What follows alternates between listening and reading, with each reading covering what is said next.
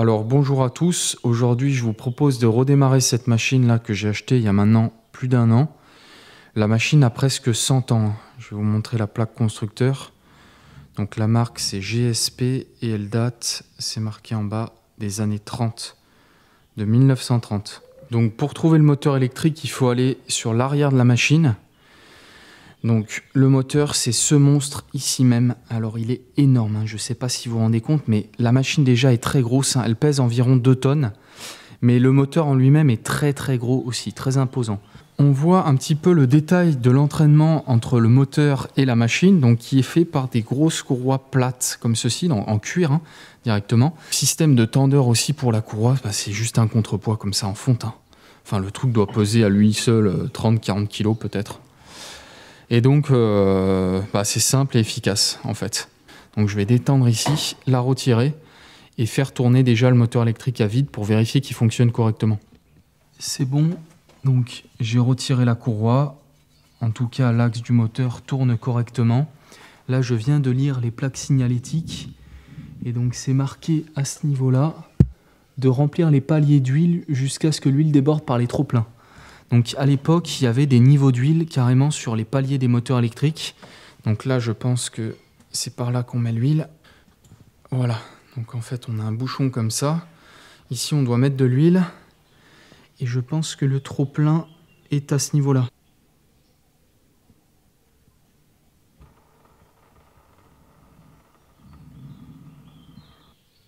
Là, je vois le trop-plein qui est en train de monter.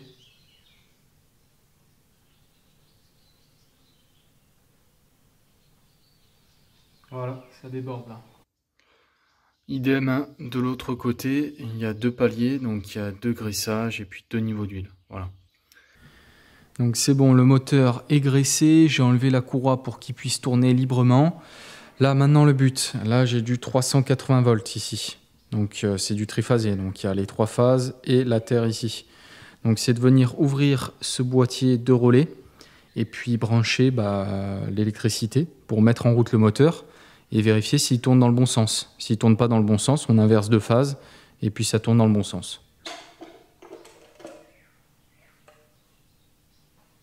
Voilà un petit peu comment c'est fait, hein. C'est un boîtier avec des télérupteurs mécaniques, hein. Vraiment tout simple, hein. Donc là c'est vraiment ce qu'il y a de plus simple et puis de plus fiable, hein. Moi ce qui m'impressionne c'est l'épaisseur du boîtier, là vous voyez pas mais le poids de ça c'est tellement costaud. Voilà. Alors ça je pense pas que ce soit d'origine, hein. Ça a sûrement été rajouté peut-être après-guerre. D'origine ça doit être quelque chose d'encore plus rustique. Mais bon, on va voir si ça fonctionne bien. Donc, il faut que je trouve là un petit peu comment câbler ça. Je mette bien l'ensemble à la terre et puis on va voir dans quel sens le moteur tourne.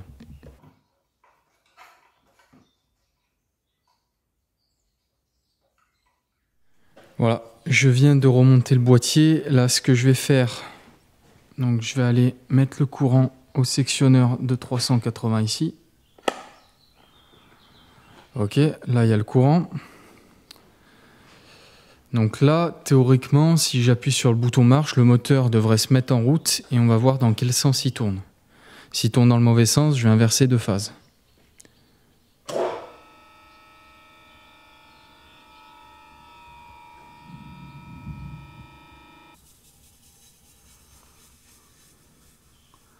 D'accord. Ok, donc il tourne dans ce sens-là. Donc en fait, il tourne dans le sens des aiguilles d'une montre.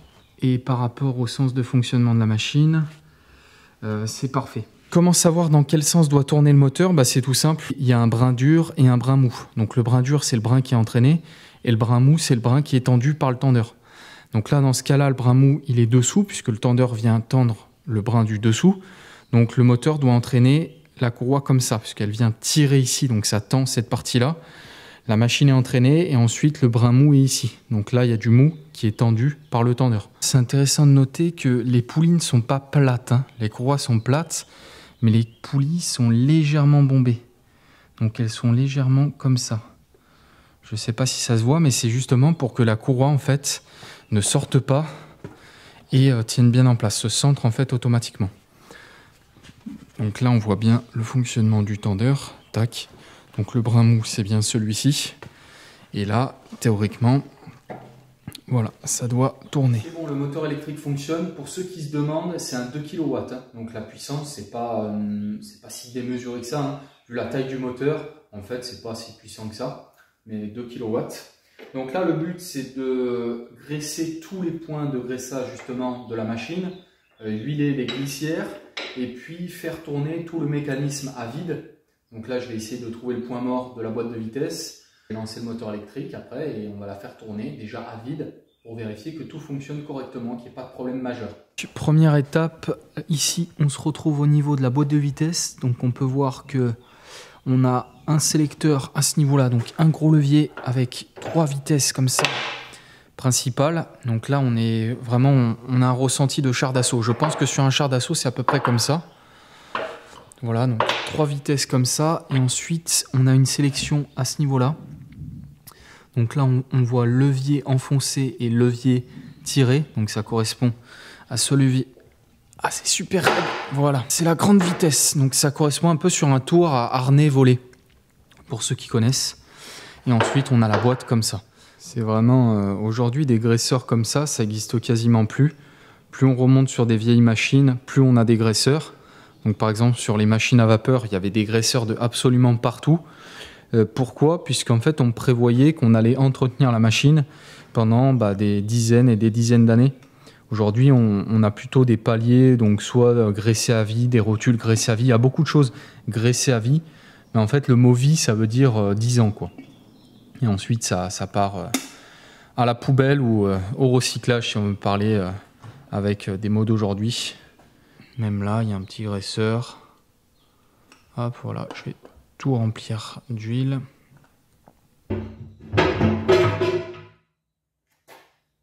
Voilà.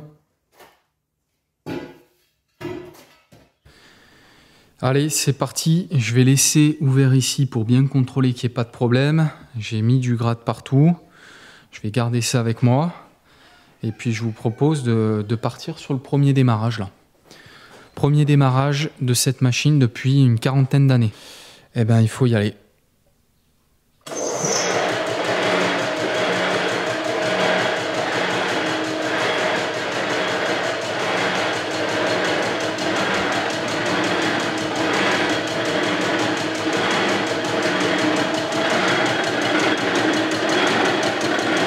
Oh là là!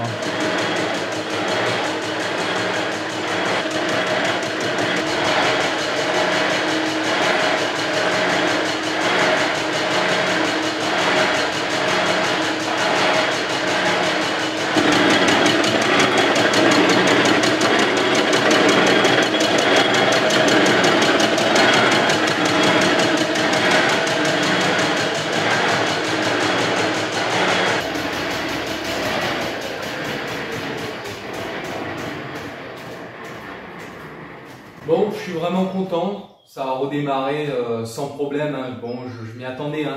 Les étolimeurs, c'est connu pour être les machines les plus increvables de toutes les machines-outils.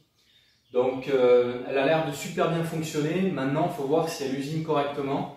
J'ai un petit lopin d'aluminium, là, ça doit être du 2017, je pense, que je vais fixer dans l'étau. Et on va faire des premiers essais de passe avec cette machine. Donc, il y a quelque chose d'assez mou pour commencer et voir déjà comment ça rend.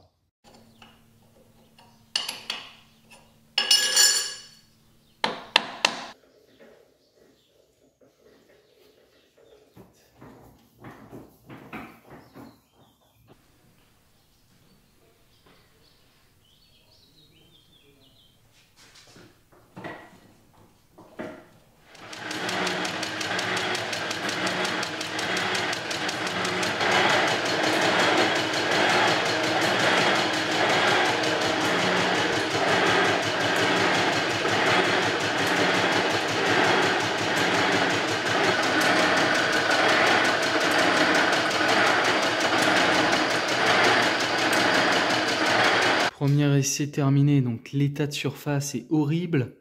Bon voilà, hein, c'est un premier essai, là je pense qu'il manquait de vitesse, il faut voir aussi si l'outil est bien affûté. Là ça m'a permis juste de prendre en main les avances, le fonctionnement de la machine là, avec les prises de passe à ce niveau-là, même s'il y a toujours un système là je pense de passe automatique, de changement de la hauteur comme ça, de coupe automatique. J'ai pas encore réellement compris comment ça fonctionnait. Il y a une sorte d'embrayage ici, si quelqu'un connaît. S'il peut me dire ça, voilà, là il est embrayé, là il est débrayé. Ça m'intéresserait. Donc maintenant, je vais pouvoir vous montrer pourquoi j'ai acheté une machine de 2 tonnes comme ça, alors que c'est une machine qui est obsolète et que j'ai la fraiseuse qui peut faire des opérations aussi de fraisage comme l'étau-limeur. Et bien tout simplement parce qu'en mécanique, il y a une opération qui est super courante, qui est le clavetage. Donc dès qu'on a un axe, par exemple ça c'est une roue de scooter électrique, donc on a un axe à ce niveau-là, mais pour bloquer l'axe en rotation, on a une clavette. Donc une clavette, hein, c'est cette pièce-ci qui vient rentrer sur l'axe et qui vient l'empêcher de tourner par rapport au moyeu. Le problème, c'est qu'avec une fraiseuse, on a uniquement un mouvement circulaire. Donc si on veut faire une rainure de clavette intérieure, eh ben, la seule solution qu'on a, c'est avec une fraise venir comme ceci. Donc c'est ce que j'ai fait pour cette pièce là par exemple.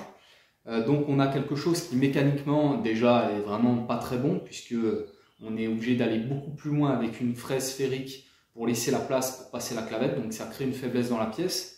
Et puis, en fait, c'est une galère hein, de faire ça avec une fraiseuse. Donc, théoriquement, soit pour les fraiseuses, on a ce qu'on appelle des têtes amortisées. Donc, pour transformer le mouvement de rotation de la fraise en mouvement de translation pour faire exactement comme un étau-limeur.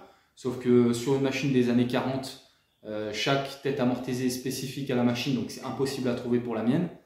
Donc, voilà, j'ai acheté la machine pour faire tout simplement des rainures de clavettes intérieures. Ce que je vous propose de faire, j'ai ces pièces là qui attendent depuis plus d'1 an. Eh ben, je vais les monter, je pense, sur un mandrin diviseur là, que je vais mettre sur l'étau-limeur. Et puis on va faire avec ces outils-ci une rainure de clavette pour l'arbre là de mon moteur électrique. Et on va l'ajuster.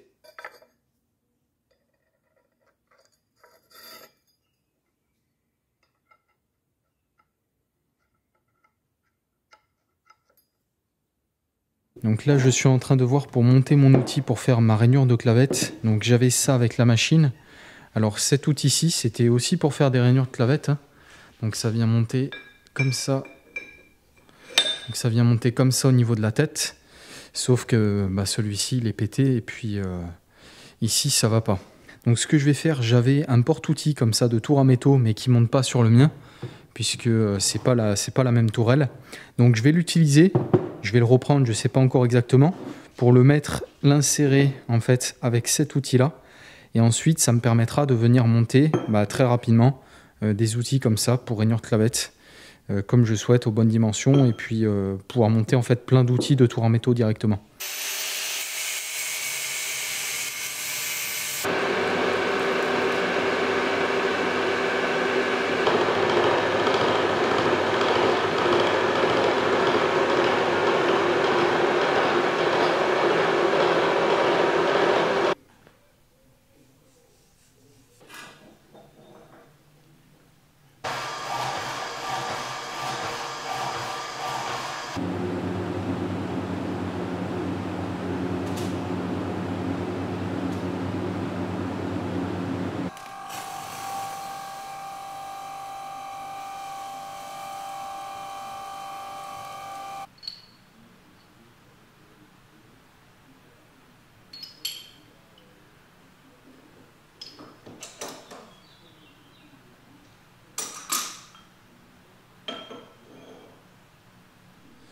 Bon, j'ai tenté quelque chose là pour le montage, hein. C'est pas ce qu'il y a de mieux en usinage, mais on va pas commencer à chipoter. Le principal, c'est que la rainure soit faite. Je trouverai d'autres solutions plus tard. Théoriquement, tout passe là. Donc je vais allumer, on va voir. Il y a un risque que ça pète, mais on va voir.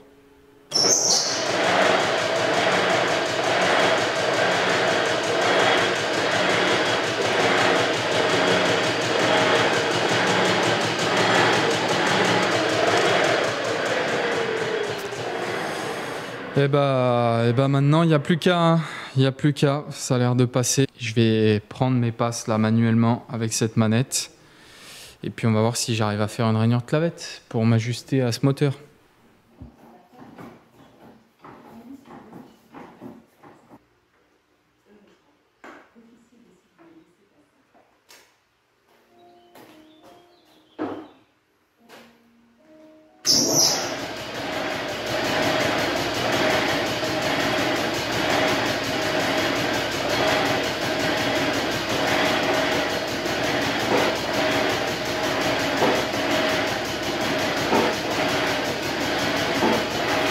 veut bien marcher.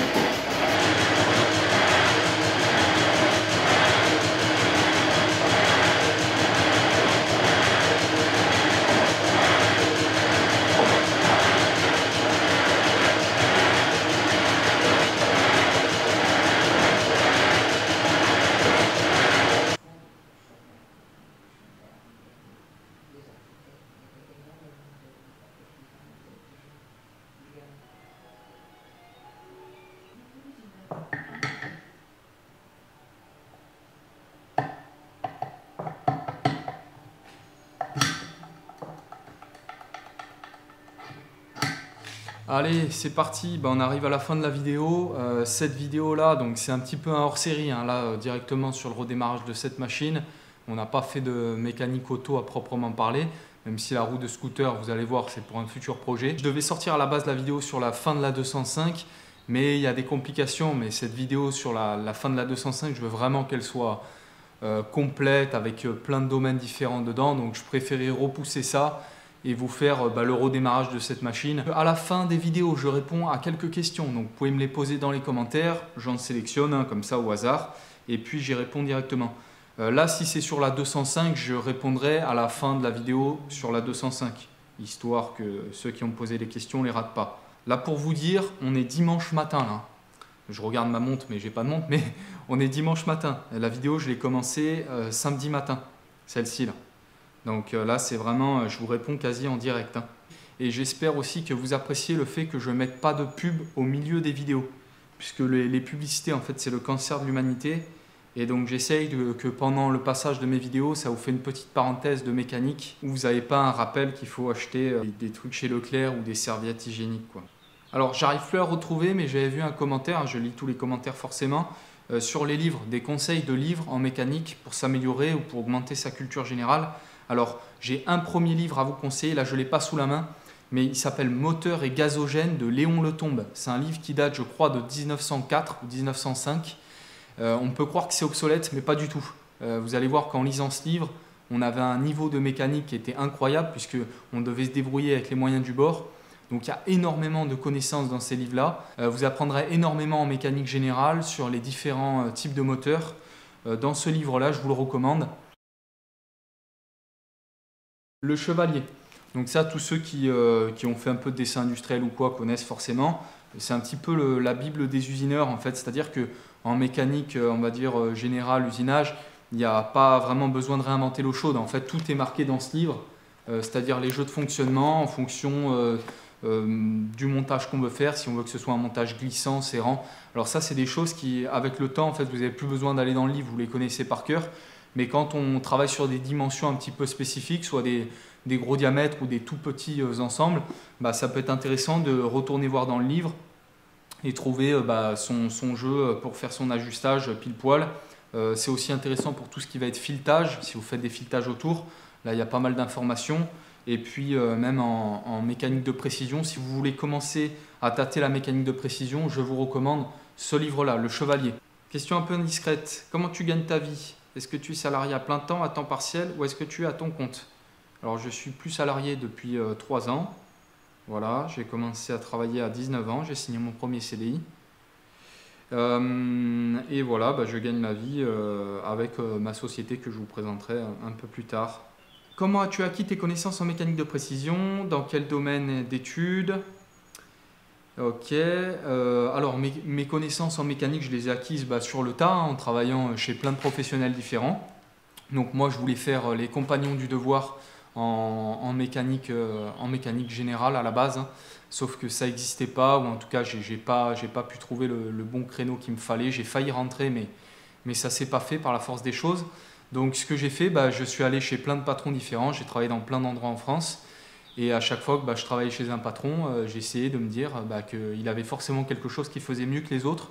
Voilà, la mécanique de précision, ça c'est plus complexe à aborder parce qu'il y a moins de personnes qui ont ces connaissances-là. Donc j'ai pu tomber en fait sur un patron qui était passionné, qui m'a fait rentrer dans une usine en tant que tourneur.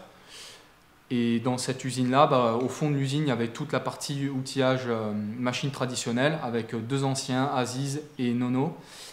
Voilà, que je dédicace au passage, qui avait plus de 60 ans et qui allait partir bientôt à la retraite, qui était plein de connaissances.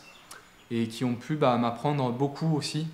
Et ensuite, voilà, j'ai travaillé dans divers endroits. Donc, c'est pas que de l'autodidacte, c'est un mélange d'autodidacte et d'expérience professionnelle, puisque voilà, je fais ça en tant que professionnel depuis que je travaille en fait. Et écoutez, je vous remercie d'avoir suivi la vidéo jusqu'au bout. C'était vraiment là un hors-série. Je vous dis à dans 15 jours pour la fin de la 205. Vous allez y avoir pas mal de choses. Et puis, je vous souhaite un bon dimanche à tous. Allez, à bientôt!